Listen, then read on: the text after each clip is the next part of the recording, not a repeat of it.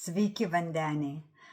Darbe viskas puikiai. Darbas, veikla, tai ką veikiate. Jeigu apie namus sukatės, tai apie namus viskas ten puikiai.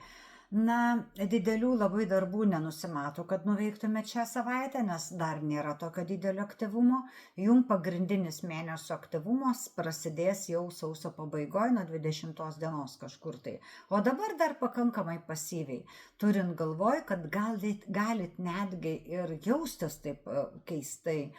Na, nepasitenkinimas, nerimas, nemiga gal, nes emocinis fonas jūsų bus, toks, nelabai malonus. Ir niekas atrodo blogo nevyksta, o jaučiatės kažkaip nei šiaip, nei taip.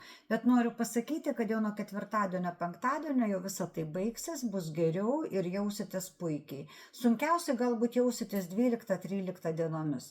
Todėl labai smagu padaryti pauzę su knyga, pailsėti, arbatos išgerti, žolelių ar išeiti tiesiog po snieguotą mišką pasivaikščioti. Taigi, brangieji, saugokite savo emocinę sveikatą, savo psichinę sveikatą, nesinervinkite dėl niekų ir savaitė praeis ramiai ir maloniai. Svarbiausia, kad viskas gerai darbe ir su sveikata. Iki kitos savaitės, ate.